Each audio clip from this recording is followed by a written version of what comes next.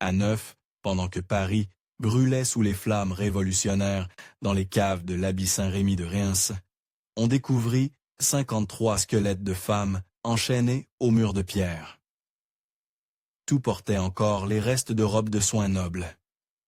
Aucune n'avait été enterrée selon les rites chrétiens. Et toutes avaient disparu officiellement des registres civils des décennies auparavant. Mais avant de plonger dans cette histoire que l'histoire officielle a voulu, oubliez, abonnez-vous à cette chaîne et dites-moi en commentaire de quelle ville vous nous écoutez. Ces témoignages du passé ne doivent jamais être perdus. Cette découverte macabre révéla l'un des scandales les plus sombres de l'Ancien Régime français. L'empire secret de la famille Montverdi, ces marchands florentins devenus l'une des lignées les plus influentes de Champagne. Au début du XVIIIe siècle, Reims demeurait l'une des cités les plus puissantes du royaume de France. Ville du Sacre des Rois, elle abritait non seulement la cathédrale Notre-Dame, où se déroulaient les couronnements royaux, mais aussi plusieurs institutions religieuses d'une richesse considérable.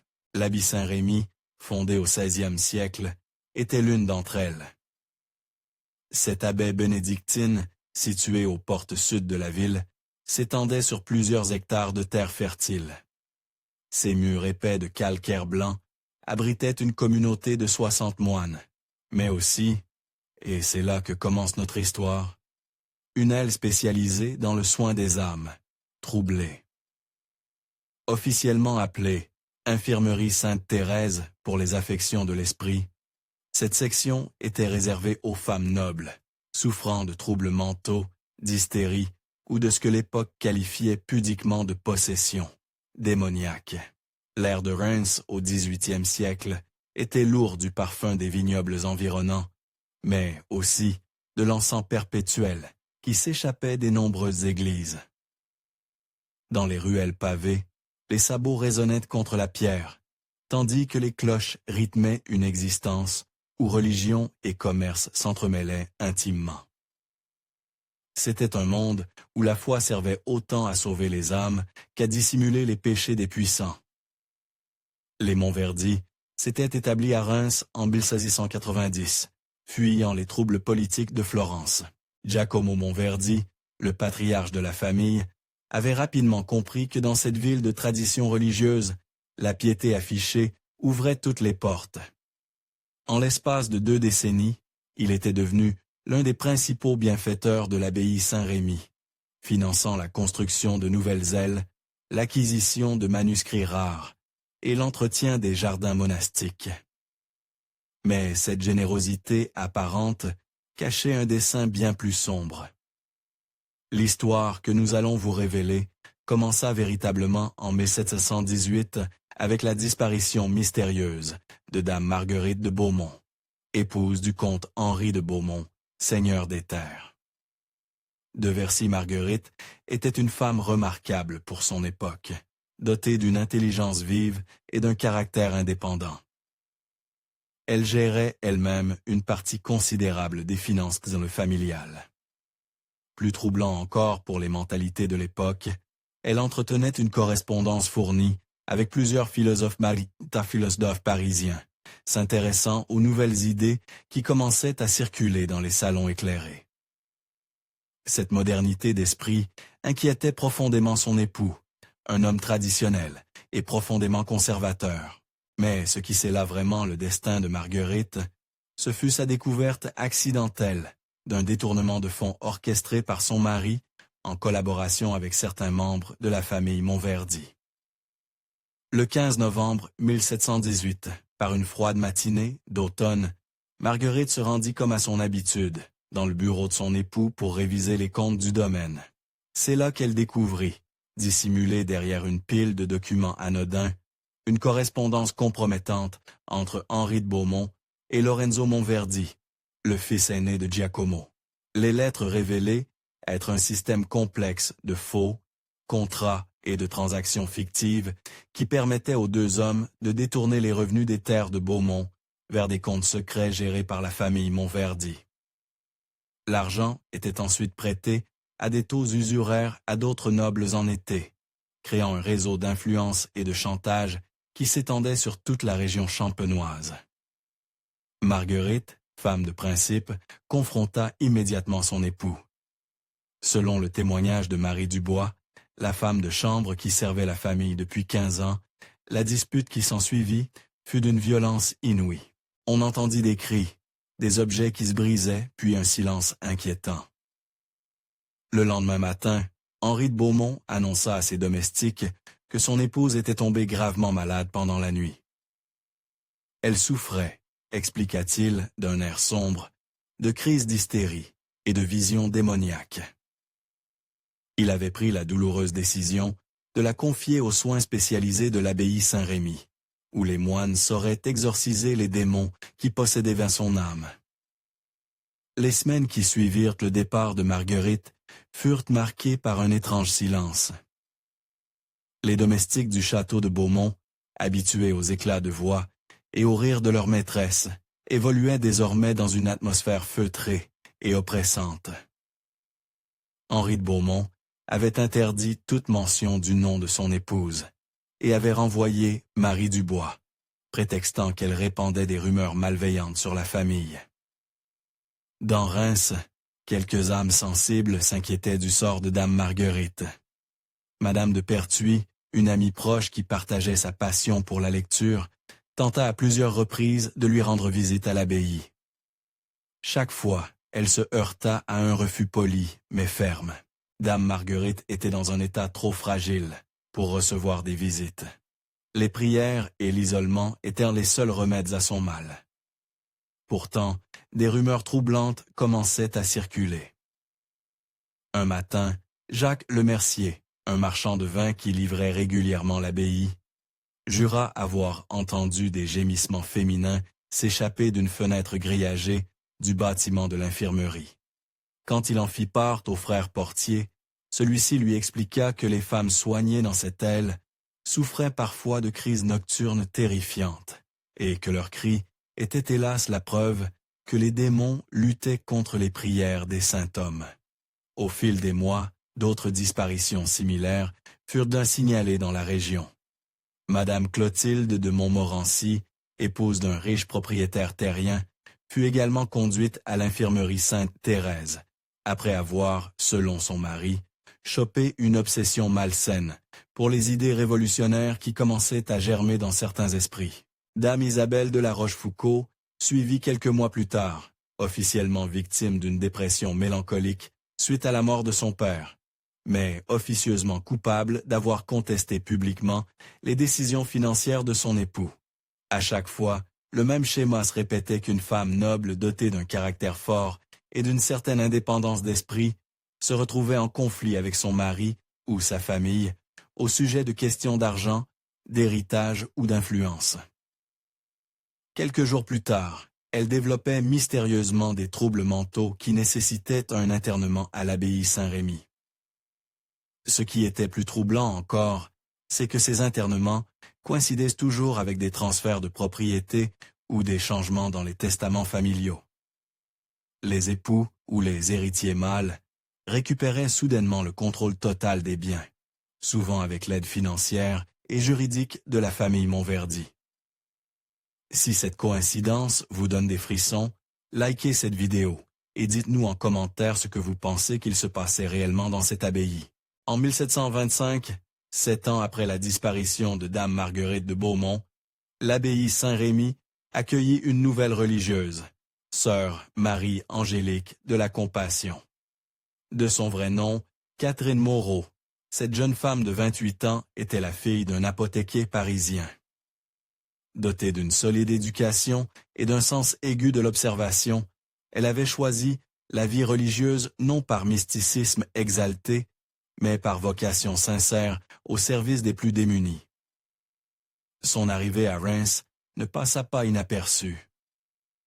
Contrairement aux autres sœurs qui servaient à l'abbaye, Catherine possédait des connaissances approfondies en médecine et en pharmacie, héritées de son père. L'abbé d'homme, Bernard de Montcalm, qui dirigeait l'établissement, décida rapidement de l'affecter à l'infirmerie Sainte-Thérèse, où ses compétences seraient particulièrement utiles. Catherine découvrit rapidement que l'infirmerie était un monde à part dans l'abbaye. Située dans l'aile ouest du complexe monastique, elle était séparée du reste des bâtiments par une haute muraille percée d'une seule porte, constamment gardée par le frère Antoine Durmont, un ancien soldat reconverti dans la vie religieuse. L'accès était strictement contrôlé, et même les moines de l'abbaye avaient besoin d'une autorisation spéciale pour s'y rendre. Le bâtiment lui-même était d'une austérité saisissante. Construit en pierre calcaire grise, il comptait 3 étages aux fenêtres étroites et grillagées. Au rez-de-chaussée se trouvaient les salles communes, un réfectoire, une chapelle miniature et quelques cellules pour les cas les moins graves. Le premier étage abritait les chambres individuelles pour les patientes qui nécessitaient un isolement complet. Quant au deuxième étage, Catherine apprit qu'il était réservé aux cas désespérés, celles qui ne guériraient jamais, et devaient être tenues à l'écart de la société pour le restant de leurs jours. Dès ses premiers jours de service, Catherine fut frappée par l'atmosphère oppressante qui régnait dans l'infirmerie, contrairement aux hospices parisiens qu'elle avait connus où les malades étaient de soignés, dans un environnement certes précaire, mais empreint d'humanité. Ici régnait un silence de mort. Les femmes internées évoluaient comme des fantômes, le regard vide, parlant à peine, même entre elles. Plus troublant encore, Catherine remarqua rapidement que la plupart des patientes ne présentaient aucun signe évident de maladie mentale. Certes, elles semblaient toutes profondément déprimées et apathiques, mais leurs conversations, quand elles parvenaient à les encourager à parler, révélaient des esprits parfaitement lucides et cohérents. Dame Éléonore de Brissac, internée depuis 4 ans pour délire mystique, se révèle à être une femme d'une culture remarquable, capable de réciter de mémoire des passages entiers de Molière et de discuter avec finesse de philosophie morale. Madame Jeanne de Polignac, officiellement souffrant de mélancolie chronique, possédait une connaissance approfondie de la botanique, et avait même rédigé, avant son internement, un traité sur les propriétés médicinales des plantes de champenoise. Mais le cas qui troubla le plus Catherine fut celui de dame Marguerite de Beaumont elle-même. Après 7 années d'internement, cette femme qui devait maintenant approcher la 50aine conservait une dignité et une présence d'esprit remarquables. Quand Catherine réussit enfin à gagner sa confiance, Marguerite lui révéla la véritable raison de sa présence à l'infirmerie. Un soir de février 1726, alors que la neige tombait silencieusement sur les toits de l'abbaye, dame Marguerite confia à Catherine le secret qui avait scellé son destin. Dans le petit jardin clos de l'infirmerie, à l'abri des oreilles indiscrètes, elle raconta comment elle avait découvert le réseau de corruption qui unissait son mari à la famille, Montverdi.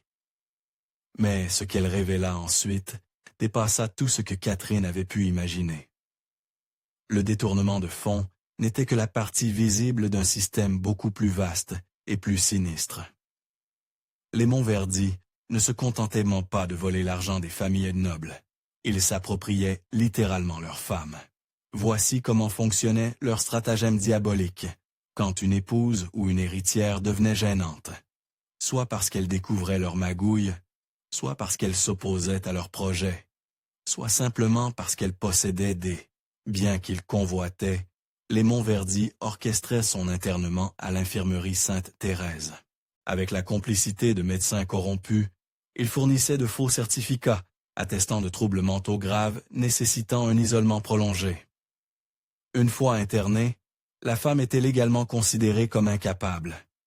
Ses biens passaient automatiquement sous le contrôle de son mari, de son fils aîné ou de son plus proche parent masculin.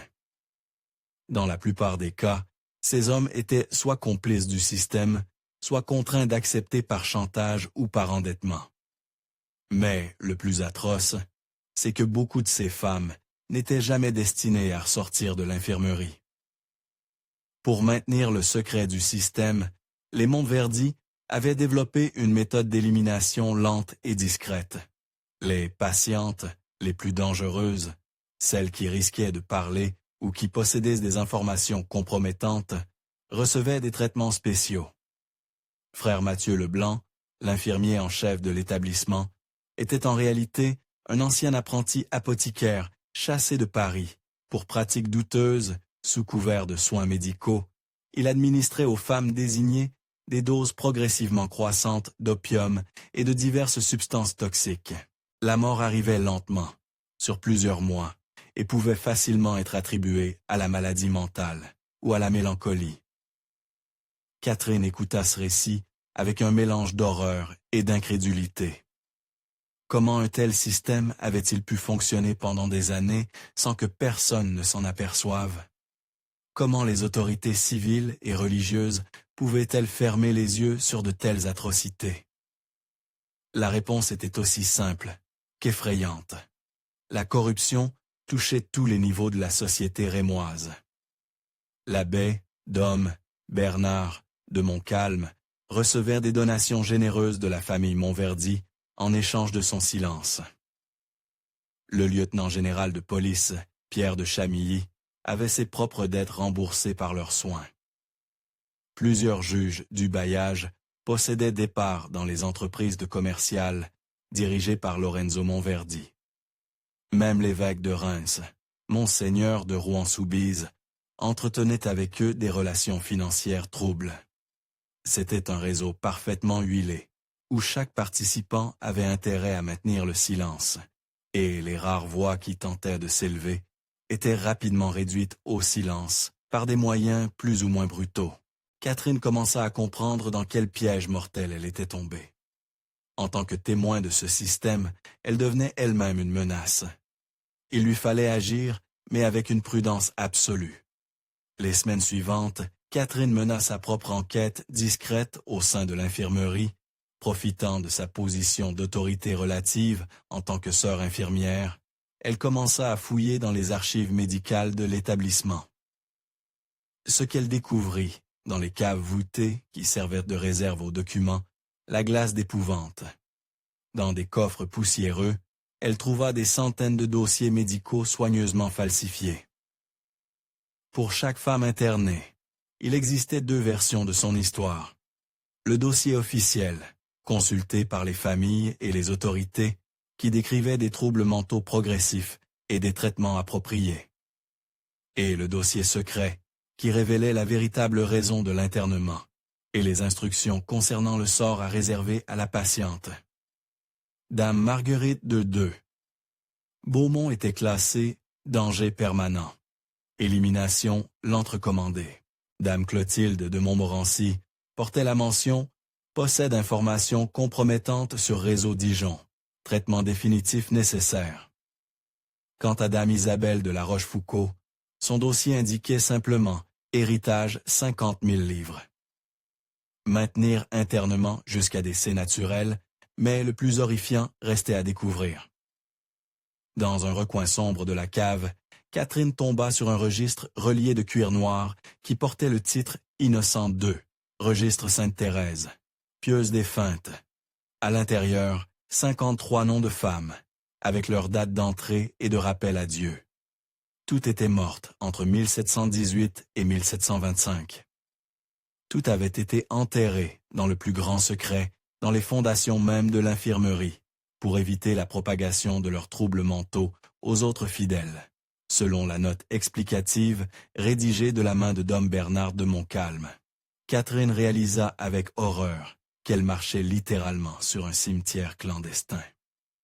Sous les dalles de pierre de l'infirmerie reposaient des dizaines de femmes qui avaient eu le malheur de gêner les ambitions de la famille Montverdi. Mais son enquête lui révéla un détail encore plus sinistre.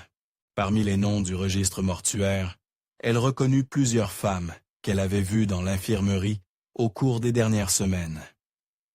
Dame Éléonore de Brissac était officiellement décédée en 1723. Pourtant, Catherine lui avait parlé la semaine précédente. Madame Jeanne de Polignac était censée avoir rejoint le royaume des cieux en 1724, mais elle continuait à soigner les roses du petit jardin. La vérité était encore plus monstrueuse que ce qu'elle avait imaginé. Les Montverdi falsifiait même les certificats de décès. Certaines femmes étaient déclarées mortes, alors qu'elles vivaient encore privées pour toujours de leur identité légale, devenues des fantômes juridiques condamnés à finir leurs jours dans l'ombre de l'infirmerie. Cette découverte marquait un tournant dans l'enquête de Catherine. Elle comprit qu'elle ne pouvait plus agir seule. Il lui fallait trouver des alliés à l'extérieur de l'abbaye, des personnes assez puissantes pour défier le réseau de corruption des Montverdi. En mars 1726, Catherine prit une décision qui allait changer le cours de sa vie. Elle rédigea une longue lettre détaillée à l'intention de Monseigneur Charles-Antoine de la Roche-Aymon, archevêque de Narbonne et aumônier du roi Louis XV. Cet homme, réputé pour son intégrité et son indépendance vis-à-vis des intrigues locales, lui semblait être le seul capable d'intervenir efficacement. Dans sa lettre, Catherine décrivait minutieusement le système d'internement abusif, les falsifications de documents médicaux, les décès suspects et les sépultures de clandestines. Elle joignait à son courrier des copies de plusieurs dossiers secrets qu'elle avait réussi à subtiliser des archives. Pour faire parvenir cette missive à destination, sans éveiller les soupçons, Catherine fit appel à Pierre Rousseau, un marchand ambulant qui approvisionnait l'abbaye en denrées diverses. Cet homme simple mais honnête avait toujours montré de la compassion envers les femmes internées, glissant parfois quelques douceurs ou quelques nouvelles du monde extérieur. Pierre accepta de transmettre la lettre, mais il insista pour que Catherine prenne des précautions supplémentaires. Il avait lui-même remarqué l'étrange comportement de certains responsables de l'abbaye et soupçonnait que leurs conversations étaient parfois espionnées. 3 semaines après l'envoi de la lettre, Catherine n'avait reçu aucune réponse. Elle commença à s'inquiéter, d'autant plus que l'attitude de ses supérieurs semblait avoir changé à son égard. Dom Bernard de Montcalm, habituellement cordial, se montrait désormais distant et méfiant.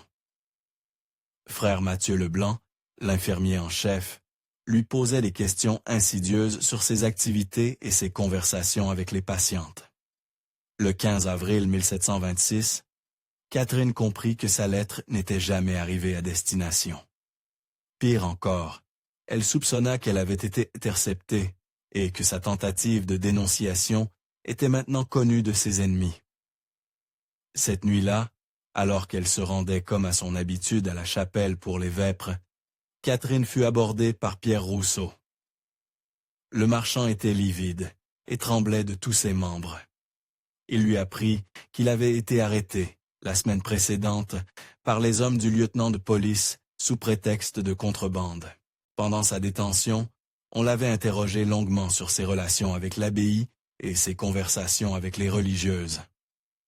On avait fouillé ses affaires et confisqué plusieurs lettres qu'il transportait pour diverses personnes. Pierre n'avait été libéré qu'après avoir promis de rapporter fidèlement tout ce que lui diraient les membres.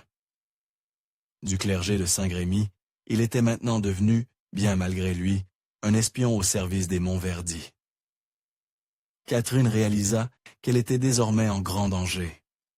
Son réseau de communication avec l'extérieur était compromis, et ses ennemis savaient qu'elle possédait des informations dangereuses.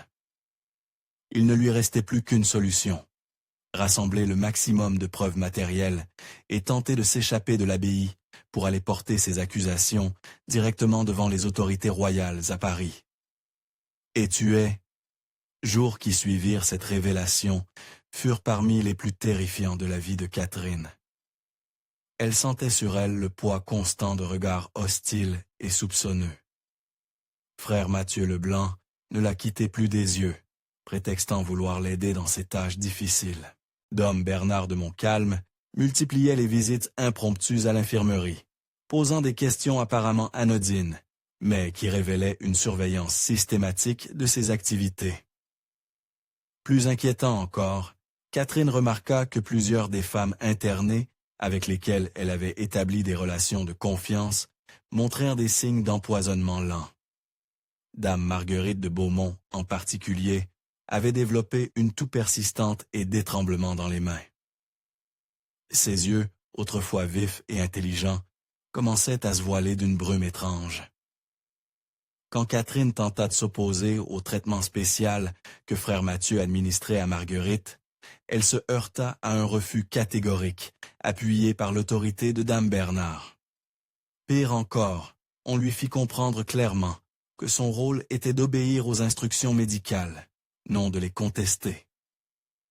C'est à ce moment-là que Catherine comprit qu'elle assistait en temps réel à l'élimination de dame Marguerite. Les Montverdi avaient décidé de supprimer définitivement celle qui possédait le plus d'informations compromettantes sur leur système. Face à cette situation désespérée, Catherine prit une résolution extrême. Dans la nuit du 2 mai 1726, elle descendit une dernière fois dans les caves de l'infirmerie pour rassembler toutes les preuves qu'elle pourrait emporter.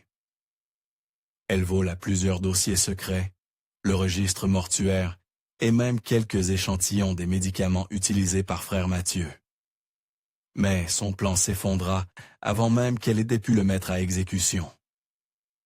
Alors qu'elle remontait, des caves, une chandelle à la main et un sac de documents sur l'épaule, elle se retrouva face à face avec dom Bernard de Montcalm et 3 hommes qu'elle ne reconnut pas.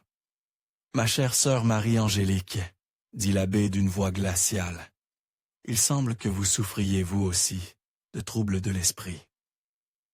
Ces vols nocturnes, ces divagations sur de prétendus complots, tout cela ressemble fort aux symptômes que nous soignons ici même. » Catherine comprit immédiatement qu'elle venait de tomber dans le même piège que toutes celles qu'elle avait voulu sauver. Les 3 hommes qui accompagnaient dom Bernard étaient visiblement des sbires de la famille Montverdi, venus s'assurer que la religieuse indiscrète ne causerait plus jamais de problème. Ce qui se passa ensuite dans les caves de l'abbaye Saint-Rémy reste l'un des épisodes les plus dramatiques de cette sombre histoire. Face aux 4 hommes qui l'encerclaient, Catherine prit une décision qui témoignait autant de son courage que de son désespoir. Elle refusa de se laisser faire sans combattre. « Messieurs, dit-elle d'une voix ferme malgré sa terreur, je sais parfaitement qui vous êtes et ce que vous avez fait. Je sais aussi que vous comptez me faire subir le même sort qu'aux 53 femmes enterrées sous nos pieds. Mais sachez que d'autres personnes sont au courant de vos crimes et que ma disparition ne fera que confirmer leurs soupçons. » Cette affirmation était un bluff désespéré, mais elle produisit les faits escomptés. Dom Bernard et ses complices échangèrent des regards inquiets.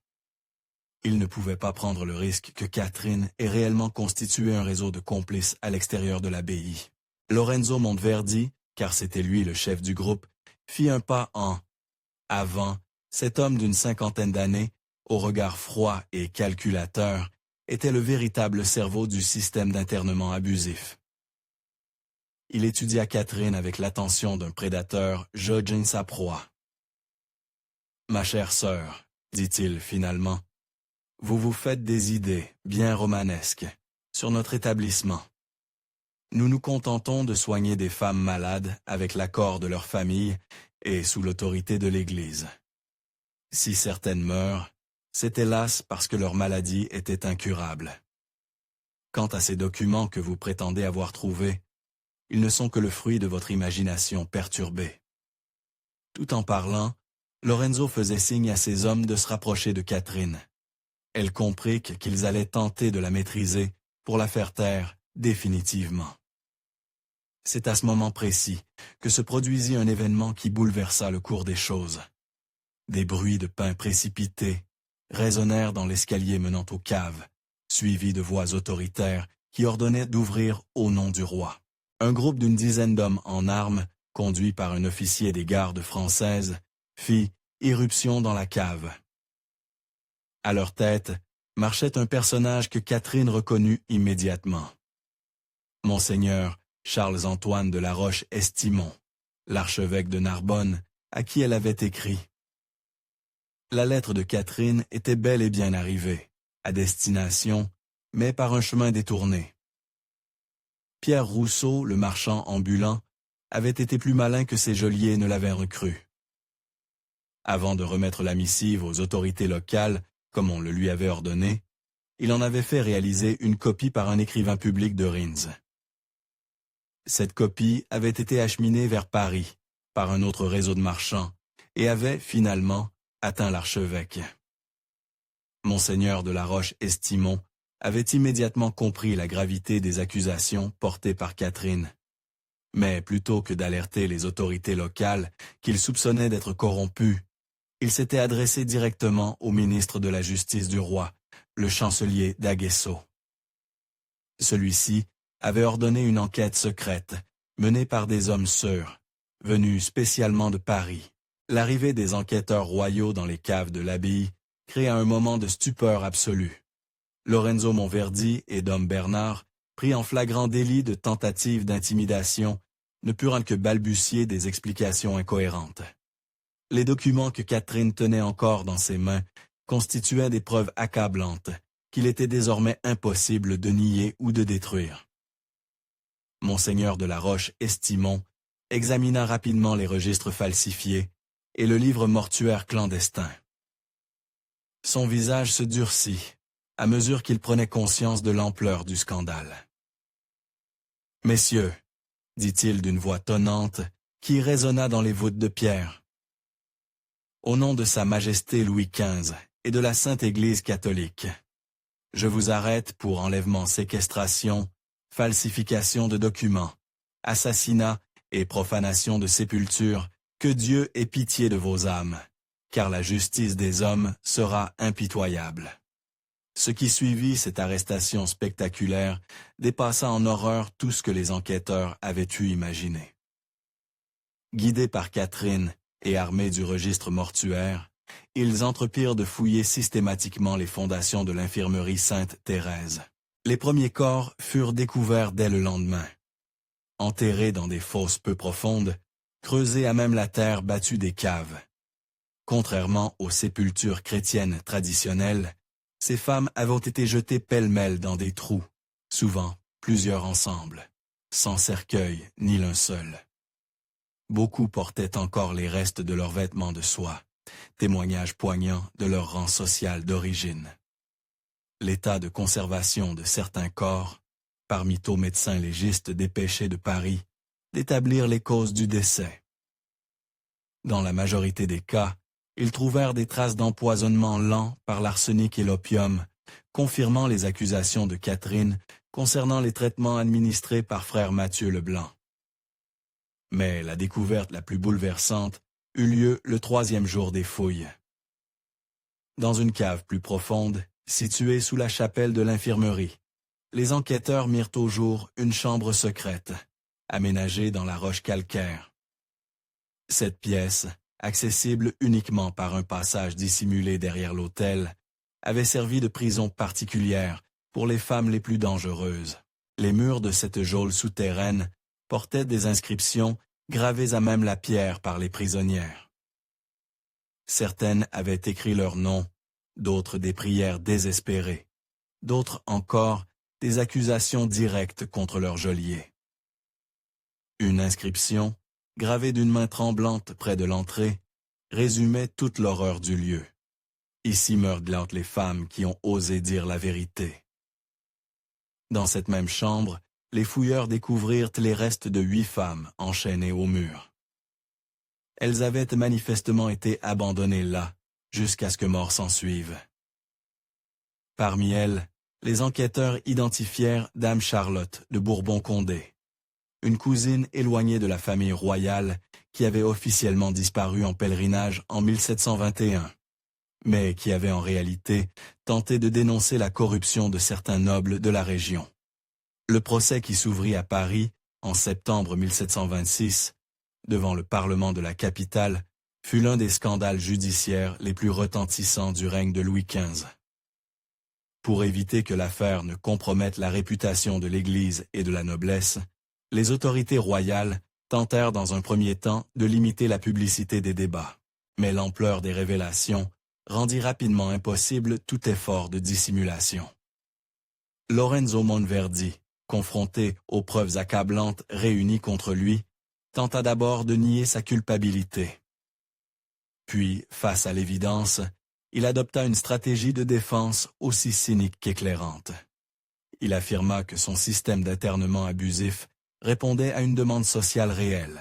« Messieurs les juges, déclara-t-il lors de sa déposition, je n'ai fait que rendre service à des familles honorables, embarrassées par des épouses ou des filles indociles. Dans une société chrétienne bien ordonnée, il est naturel que les hommes contrôlent les biens et que les femmes obéissent. Celles qui troublent cet ordre naturel causent plus de mal à la société que mon humble commerce. » Cette déclaration provoqua un tollé dans la salle d'audience, mais elle révéla aussi la mentalité qui avait rendu possible l'existence du réseau criminel. Lorenzo Monteverdi n'était pas un monstre isolé. Il était le produit d'une époque où la condition féminine permettait de tels abus d'hommes. Bernard de Montcalm adopta une ligne de défense différente, tentant de se présenter comme une victime manipulée par des forces qui le dépassaient. Il affirma avoir été contraint d'accepter le système de Lorenzo sous la menace de ruine financière pour son abbaye. Ses dettes de jeu, habilement exploitées par les Monteverdi, l'avaient rendu vulnérable au chantage. Quant à frère Mathieu Leblanc, l'infirmier assassin, il ne manifesta aucun remords pour ses crimes. Au contraire, il revendiqua ses actes avec un fanatisme glaçant. Ces femmes étaient possédées par le démon de l'orgueil et de la désobéissance. En les délivrant de leur corps, je libérerai leurs âmes pour qu'elles puissent accéder au paradis. J'ai accompli une œuvre pillée. L'enquête révéla progressivement l'étendue du réseau de corruption qui avait permis au système des Monteverdi de fonctionner pendant près d'une décennie. Pas moins de 23 personnalités de la région rémoise furent impliquées à des degrés divers dans le scandale. Le lieutenant-général de police Pierre de Chamy fut démis de ses fonctions et exilé dans ses terres normandes après qu'on eut découvert qu'il avait reçu plus de 15 000 livres de la famille Monteverdi en échange de son silence.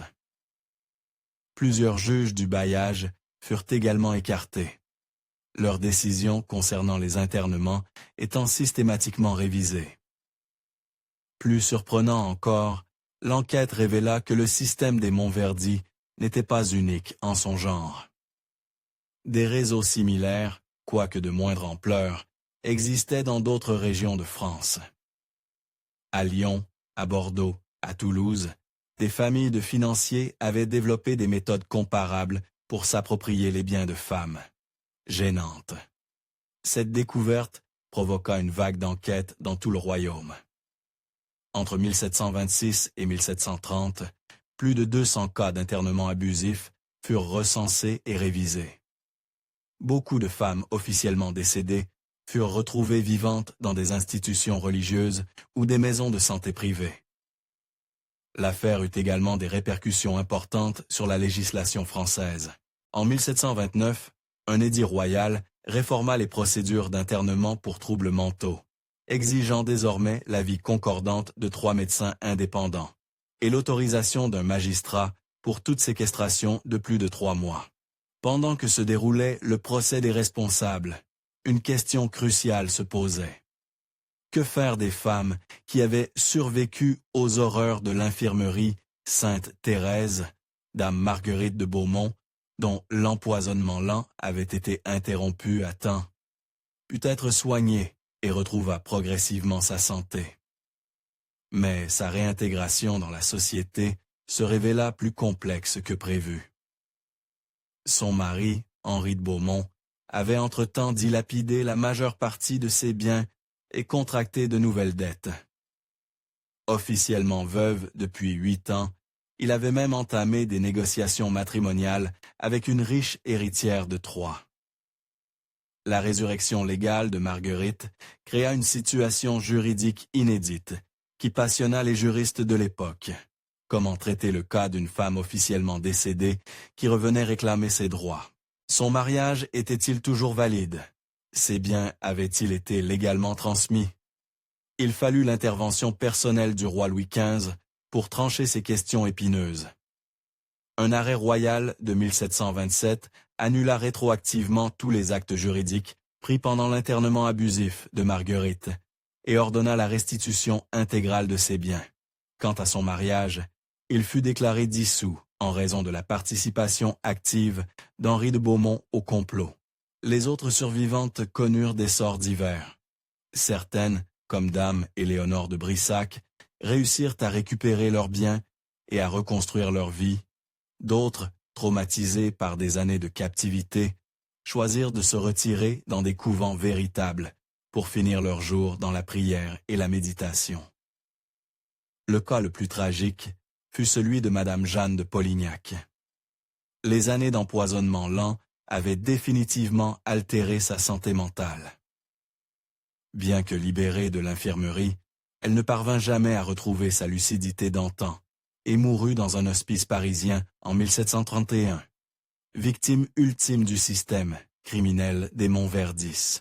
En février 1727, après 6 mois de débat, le Parlement de Paris rendit son verdict dans l'affaire de l'infirmerie Sainte-Thérèse.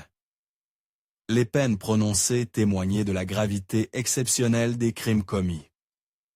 Lorenzo Monverdi fut condamné à mort pour assassinat, multiples enlèvements et constitution d'associations de malfaiteurs. Il fut exécuté en place de Grève. Le 18 mars 1727, devant une foule considérable venue assister au châtiment du marchand de femmes, comme l'avaient surnommé les pamphlets parisiens. Dom Bernard de Montcalm échappa à la peine capitale en raison de son statut ecclésiastique, mais fut condamné à la prison à vie dans la forteresse de Vincennes. Il y mourut en 1734, rongé par le remords et la folie. Frère Mathieu Leblanc fut rompu vif en place publique, supplice réservé aux crimes les plus atroces. Ces dernières paroles, rapportées par les chroniqueurs de l'époque, furent pour, mais qu'il ne regrettait rien et que ses victimes avaient de mériter leur sort. Les complices mineurs du réseau reçurent des peines de prison ou d'exil, selon leur degré d'implication. Plusieurs familles nobles furent ruinées par les restitutions ordonnées par la justice et les amendes infligées. Catherine Moreau, devenue sœur Marie-Angélique de la Compassion, émergea de cette épreuve, transformée à jamais. Son courage et sa détermination avaient permis de révéler l'une des conspirations criminelles les plus monstrueuses de l'Ancien Régime. Mais le prix payé était lourd. Traumatisée par ce qu'elle avait vécu et vu, Catherine ne put jamais reprendre une vie religieuse normale. Elle quitta les ordres en 1728 et se consacra désormais à une mission personnelle. Parcourir la France pour identifier et dénoncer d'autres cas d'internements abusifs. Financée par les dommages et intérêts accordés par la justice royale, Catherine créa un réseau informel de surveillance des institutions psychiatriques et religieuses. Pendant plus de 20 ans, elle enquêta sur des dizaines de cas suspects, parvenant à libérer plusieurs femmes injustement séquestrées. Ses mémoires, publiées en 1748 sous le titre « Les martyrs de l'infirmerie Sainte-Thérèse », devinrent un témoignage de référence sur les abus de pouvoir de l'Ancien Régime. L'ouvrage, interdit par la censure royale, mais largement diffusé sous le manteau, contribua à alimenter les critiques contre l'arbitraire et l'injustice sociale qui préparaient intellectuellement la Révolution française. Malgré son retentissement, à l'époque, l'affaire de l'infirmerie Sainte-Thérèse fut progressivement occultée par les autorités. Les archives du procès furent classées secrètes, les témoignages des survivantes découragées, les mémoires de Catherine interdites. Cette volonté d'effacement s'expliquait par les implications politiques et sociales du scandale. Reconnaître officiellement l'existence du réseau Monverdi revenait à admettre que les institutions de l'Ancien Régime, justice, police, église, étaient gangrenées par la corruption. C'était aussi remettre en question le statut juridique des femmes et l'autorité patriarcale sur laquelle reposait l'ordre social. L'abbaye Saint-Rémy elle-même fut discrètement fermée en 1730, officiellement pour rénovation nécessaire. En réalité, les bâtiments de l'infirmerie furent détruits et remplacés par des jardins. Quand l'abbaye rouvrit en 1735, aucune trace visible ne subsistait du lieu où tant de femmes avaient une souffert et péri. Les archives ecclésiastiques relatives à l'affaire disparurent mystérieusement lors d'un incendie accidentel survenu en 1741. Les registres civils de la région furent réorganisés, effaçant toute mention des femmes impliquées dans le scandale. Cette entreprise de dissimulation fut si efficace qu'en 1789, au moment de la Révolution française, seuls quelques érudits se souvenaient encore de l'affaire Monverdi. Les révolutionnaires, qui s'emparèrent des archives de l'Ancien Régime, ne trouvaient que des documents fragmentaires et des références cryptées au scandale de Reims. C'est finalement la Révolution française qui permit la redécouverte partielle de cette histoire oubliée. En 1789, quand les biens du clergé furent nationalisés, les nouveaux propriétaires de l'ancien domaine de l'abbaye Saint-Rémy entreprirent des travaux de terrasse et de la Révolution. Ils ont pu construire une manufacture textile. C'est ainsi qu'ils découvrirent, dans les fondations de l'ancienne infirmerie, les 53 squelettes mentionnés au début de notre récit. Mais contrairement à ce que crurent les ouvriers de l'époque, ces corps n'étaient pas ceux de victimes de la Révolution. Ils témoignaient d'un crime bien antérieur, perpétré au nom de l'ordre et de la tradition. Les autorités révolutionnaires tentèrent d'exploiter cette découverte pour alimenter leurs propagandes anticléricales. Mais l'histoire était trop complexe, trop ambiguë pour servir efficacement leurs objectifs politiques. Les véritables responsables étaient morts depuis longtemps, et les victimes appartenaient à cette même noblesse que la Révolution combattait.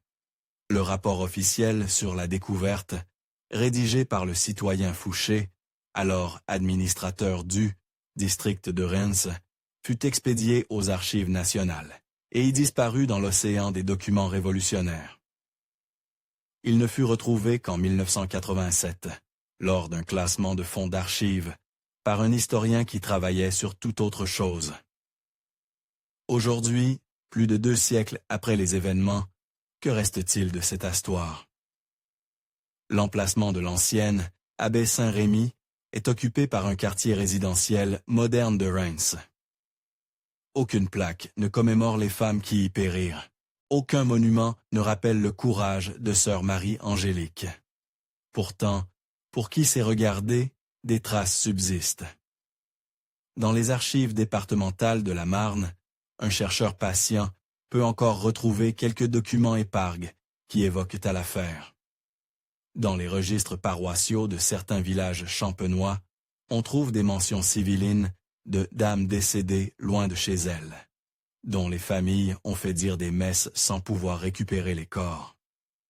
Plus troublant encore, certaines familles de la région conservent dans leurs papiers de famille des lettres anciennes qui font allusion à des tantes ou grand-mères mortes de mélancolie, dans des circonstances jamais vraiment expliquées.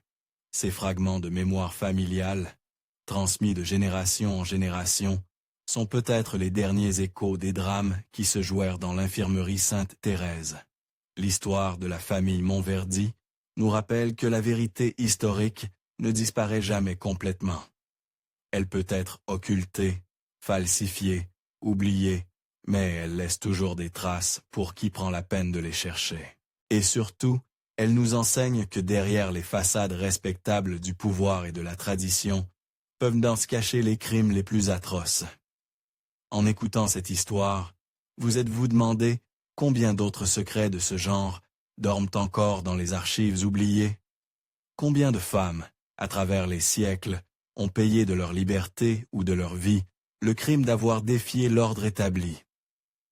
Dites-nous en commentaire ce que vous pensez de cette histoire. Abonnez-vous pour ne manquer aucune de nos enquêtes sur les mystères du passé et partagez cette vidéo avec tous ceux qui, comme vous, pensent que la vérité doit toujours triompher du mensonge, même quand elle dérange. Car après tout, qui peut affirmer avec certitude que de tels réseaux n'existent plus aujourd'hui, sous d'autres formes, dans d'autres lieux? L'histoire des Monverdi nous rappelle que la vigilance est le prix éternel de la liberté, et que le silence des victimes ne doit jamais être pris pour leur consentement. L'affaire de l'infirmerie Sainte-Thérèse demeure l'un des témoignages les plus glaçants de ce dont les hommes sont capables quand ils disposent d'un pouvoir absolu sur leurs semblables. Elle nous rappelle aussi que, parfois, une seule personne courageuse peut suffire à faire écrouler tout un système d'oppression. Sœur Marie-Angélique de la Compassion, de son vrai nom, Catherine Moreau, morte dans l'anonymat à Paris en 1751, n'aura sans doute jamais les honneurs de l'histoire officielle. Mais son nom mérite de ne pas sombrer dans l'oubli, car c'est grâce à des gens comme elle que nous pouvons aujourd'hui raconter cette histoire et nous souvenir que la justice, même tardive, finit toujours par triompher.